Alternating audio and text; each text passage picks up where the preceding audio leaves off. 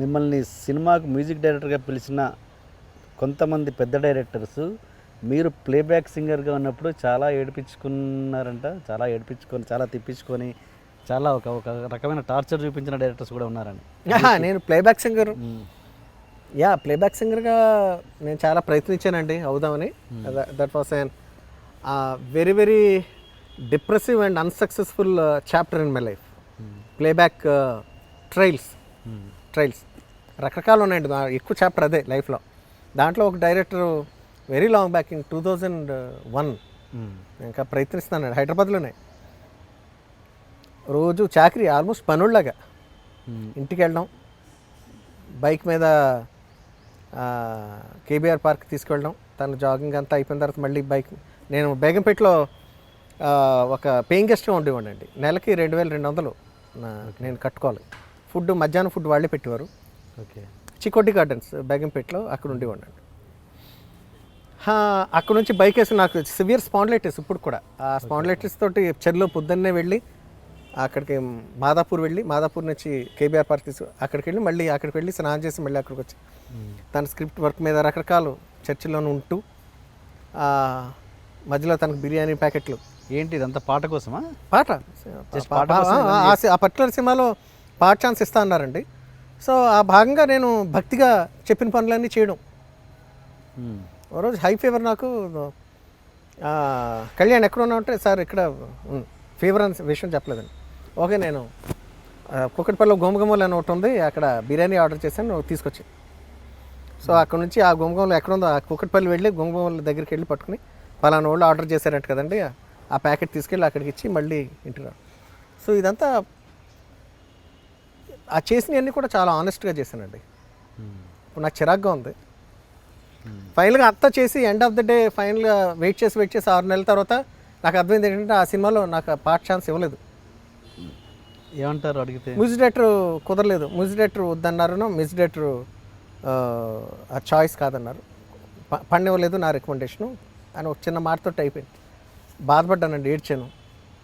That was the last I believe. అది అన్నయ్య వాళ్ళు తిట్టారు తర్వాత, ఏంటి ట్రయల్స్ ఏంటి పనులని. రాజమౌళి అన్నయ్య నన్ను తిట్టడం ఇంకా గుర్తుంది నాకు. అదే సొంతంగా పైకి వెళ్ళాలని తపన ఇవన్నీనండి, ఎక్కడా ఆధారపడకుండా. అప్పటికి వీళ్ళంతా సక్సెస్లో ఉన్నారు. ఆల్మోస్ట్ అన్నయ్య సక్సెస్ఫుల్ అండి. ఇవన్నీ అంటే రాజమౌళి గారి ఫ్యామిలీ అని తెలిసి కూడా ఇలా ఎక్కువ అది ఉంటుందండి. ఇప్పుడు ఎవరికైనా ఇప్పుడు అన్నయ్య మీద తెలియని ద్వేషం ఉన్నా లేకపోతే గ్రడ్జెస్ ఉన్నా, రాజమౌళి సక్సెస్ఫుల్ కెరీర్ ఇది ఉన్నా, ఆ నెక్స్ట్ దాని మీద తెలియకుండా వాళ్ళని ఏమన్నోళ్ళు ఆ తోటోళ్ళు నెక్స్ట్ ఫ్యామిలీ వాళ్ళు ఎవరినో ఒకటి దొరికినప్పుడు, బక్రాగా దొరికినప్పుడు వాళ్ళని ఏదో అంటం జరుగుతూ ఉంటుందండి, న్యాచురల్ అది. సో అలా నన్ను అదొక రకమైన. సో తర్వాత నేను ప్లేబ్యాక్ సింగర్గా నేను ఇప్పుడు ట్రై చేయలేదండి. That was the last attempt. ఇంకా అది ఇంకా ఫైనల్గా ఫిక్స్ అయిపోయినాను నేను, అది ఇంకా ట్రై చేయకూడదని. ఇప్పుడు సింగర్ అనేది డైరెక్టర్కి సంబంధించిన విషయమా, మ్యూజిక్ డైరెక్టర్కి సంబంధించిన? రెండునండి. మ్యూజిక్ డైరెక్టర్ కావాలనుకుంటే చేయొచ్చండి, డైరెక్టర్ పట్టుబడితే కూడా చేయడం జరుగుతుందండి. ఇప్పుడు ఏదైతే అన్నారో ఆ టాప్ డైరెక్టర్ అప్పటికి టాప్ డైరెక్టరా? నాట్ టాప్ అండి, that was his second film. Okay. Rajamouli గారి కానీ కీరవాణి గారి మీద కానీ వాళ్ళ మీద కసి చూపించలేక మీ మీద చూపిస్తారని ఇంతకుముందు అన్నారు ఒక మాట. వేరే డైరెక్టర్స్ ఛాన్స్ ఉందని ఉంది అని. అలా కూడా ఒక డైరెక్టర్ మిమ్మల్ని రాజమౌళి గారి గురించి ఒక చులకనగా మాట్లాడిన సందర్భం కూడా ఉందని. అవునండి, ఉంది. నేను వర్క్ చేసిన డైరెక్టర్ అండి, పేరు చెప్పను. ఓకే. మాట్లాడితే అంటే అదే అండి, రాజమౌళి అదే సేమ్ స్టోరీ తీస్తూ ఉంటాడు అని, దీంట్లో ఆ పాయింట్ ఉంది, దీంట్లో కూడా అదే సేమ్ పాయింట్ ఉంది, ఆ సినిమాలోనూ అదే పాయింట్ ఉందని రకరకాలుగా ఇంకా మారడా అంతేనాను అని చెప్పి నా దగ్గర అన్న సందర్భాలు చాలా 10 సార్లు ఉండి ఉంటాయండి నేను వర్క్ చేస్తున్న టైంలో. ఓకే. జస్ట్ అదేంటంటే అదండి, అక్కడ తీర్చుకోలేక మన దగ్గర అంటాం. నేను మ్యూజిక్ డైరెక్టర్ని నేనేమనలేను, నా డైరెక్టర్ని. నువ్వు మామూలుగా అయితే వేరే భాషలో అయితే కరెక్ట్గా నువ్వే పీకేమనాలి మామూలుగా. పోనీ అదే సబ్జెక్ట్ తీసి నువ్వు ఆ స్టార్డమ్ కుట్టేచ్చుగా, అంతే సక్సెస్ ఇవ్వచ్చుగా అని అనాలని ఉంటుంది నోటి దాకా. కానీ నేను అక్కడ మ్యూజిక్ డైరెక్టర్ని నేను అనలేను. సో నేను అనలేనని వాళ్ళకి తెలుసు కాబట్టి నా దగ్గర రేస్ చేస్తూ ఉంటారండి. సో అన్నేనో రాజమౌళి అలాగా అనేసి ఒక సునకానందం, ఒక ఆత్మతృప్తి వాళ్ళు సాధించలేరు కాబట్టి తెలియని ఒక గ్రడ్జ్ పెట్టుకుంటారండి వాళ్ళ మీద. సో సక్సెస్ హ్యాజ్ ఇట్స్ అలా చెప్తున్నారంటేనే అవతల వాళ్ళు చాలా సక్సెస్ఫుల్గా ఉన్నారని అర్థం అండి. అవును కదా. అంతే. Okay okay. అంటే మీరు రాజమౌళి గారి, కీరవాణి గారి ఇలాంటి ఫ్యామిలీస్లో పుట్టడం మీరు దురదృష్టంగా భావిస్తున్నానని మీరు మనసులో అనుకున్న సందర్భాలు కూడా చాలా ఉన్నాయంట. అవునా, నిజమా కాదా అది? అలా రాజమౌళి వాళ్ళిద్దరే కుటుంబం అన్నది చాలా పెద్దదండి. వాళ్ళిద్దరే కుటుంబం అంటే వాళ్ళిద్దరే కాదు కదండి, వాళ్ళు అదే సక్సెస్ఫుల్గా ఉన్నారు కాబట్టి వాళ్ళ పేర్లు ఎక్కువ వస్తూ ఉంటాయండి బయట. ఆ కుటుంబంలో పుట్టడం దురదృష్టం అలా అనేం కాదండి. దురదృష్టం ఇన్ ద సెన్స్ కాదా అలా ఎగ్జాక్ట్లీ అలా అని కాదండి. అంటే family is not only about career and అంటే మ్యూజిక్ అనేది కాదు కదండి. రకరకాల మనం చిన్నప్పటి నుంచి ఇప్పుడు దాకా చెక్ చేసుకుంటే మనం ఎలా బతికాం, ఎలా చూడబడ్డాం, లేకపోతే ఏంటి డిస్క్రిమినేషన్ ఫ్యాక్టర్స్ ఏంటి, లేకపోతే వాట్ ఎవర్ మనం ఎవరికి ఏం జరిగింది అన్నది రకరకాల ఫ్యాక్టర్స్ మనకి మైండ్లో మెదులుతూ ఉంటాయండి.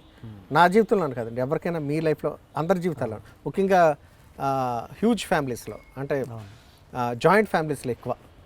It's not about how big is your family, ఎంత నువ్వు హాయిగా నువ్వు సంతోషంగా బతికావు, ఎంత సంతోషంగా పైకి వచ్చావు, లేకపోతే అన్నీ సంతోషంగా ఏం జరిగినాయి అన్నది చాలా ఇంపార్టెంట్ అండి. అది చిన్న ఫ్యామిలీ పెద్ద ఫ్యామిలీ అని ఏం కాదు. నా వరకు అయితే నేను నా లైఫ్లో నేను ఇక్కడ పుట్టినందు వల్ల ఏంటి అన్నది సో అవన్నీ ఏది మన చేతిలో ఉండవండి. అనుకోవడానికి అనుకోపోవడానికి ఇవన్నీ హైపోథెటికల్గా ఉంటాయి ఏం మాట్లాడినా సరే. It happened that I was Born in this family పెద్దది. బట్ నేను నెక్స్ట్ అంటే నేను ఇందాక కూడా చెప్పాను కదండి, వచ్చి జన్మ అంటూ ఉంటే కనుక నేను నా ఫ్యామిలీగా నేను భావించేది అంటే ఫ్యామిలీ అనగానే ఎవరి ప్రయారిటీస్ వాళ్ళకుంటాయండి. Life is all about priorities. మీకు ఇమీడియట్గా ఈ కార్నర్ చేస్తామనుకోండి, మీ మైండ్లో ఇప్పుడు ఏమంటే సరదాగా ఒక లేజర్గా మీకు నచ్చిన వాళ్ళు ఒక 10 మంది పేరు చెప్పు అని అన్నాను అనుకోండి, టీఎన్ఆర్ గారు అంటున్నాం. అమలాపురంలో ఒకటి ఉన్నాడండి, లేకపోతే అక్కడ ఉన్నాడు. తర్వాత మా అమ్మగారు చాలా ఇష్టం, మా అన్నయ్య చాలా ఇష్టం. తర్వాత నిన్న ఎవడో టీ అందించిన ఆడి మీద జాలేసింది అంత లేదండి. మీకు ఇద్దరే చెప్పాలనుకోండి, వీళ్ళంతా అమలాపురం బ్యాచ్, టీ అందించినోడు వీళ్ళంతా ఫిల్టర్ అయిపోతారు. ఇద్దరిలో మీ అమ్మగారు లేకపోతే మీ భార్య లేకపోతే ఎవరో మీరు ఒక్కళ్ళే అన్నారు అనుకోండి, మీ భార్య రావచ్చు, మీ కొడుకు రావచ్చు, మీ అమ్మగారు రావచ్చు. అంతే తప్ప ఆ ప్రయారిటీస్ షార్టన్ చేసేసరికి ఒక్కళ్ళే తగులుతూ ఉంటారండి. అలానంత మాత్రాన మీకు మీ కొడుకు అంటే ఇష్టం లేదనో లేకపోతే మీ ఫ్యామిలీ మెంబర్స్ అంటే మీకు ఇష్టం లేదనో కాదు కదండి. బట్ గివెన్ ఎ ఛాన్స్ ఒక్కళ్ళే ఉంటారు మీ లైఫ్లో అంటే ఎవరైతే ఉన్నారో వాళ్ళే నిజమైన బాండ్, నిజమైన ప్రేమ పంచుకునే వ్యక్తి అని మనం చెప్పచ్చండి. అలాగే నాకు వచ్చి జన్మ అంటూ మళ్ళీ ఉంటే కనుక నాకు ఉమా నా భార్యగా రావాలి, నా కొడుకు మయూర్ మళ్ళీ మయూర్గానే రావాలి, నేను కొంత మారి అని మాత్రం కోరుకుంటూ ఉంటాను. దిస్ మై ఫ్యామిలీ అనగానే నాకు ఇమీడియట్గా గుర్తొచ్చేది ఉమా మయూర్ అండి. ఇంతమించి నా బార్డర్స్ దాటమని నేను అనుకుంటున్నాను. నా పరిధి దాటదు, నా పరిధిలోకి ఎవరు రారు. అంటే ఓకే, అంటే ఈ రాజమౌళి గారి ట్యాగ్, కీరవాణి గారి ట్యాగ్ అన్నది మీకు ఏమైనా ప్లస్ అయిందా మైనస్ అయిందా? రెండు అండి. మామూలు ఫూల్లా మాట్లాడాలి అంటే ప్లస్ మైనస్ల గురించి మాట్లాడుకోవాలండి. కొంచెం ఎలాబొరేట్గా ఏరియల్ పాయింట్ ఆఫ్ వ్యూ నుంచి ఆలోచించుకుంటే what should happen to you will happen అండి, irrespective of people around you.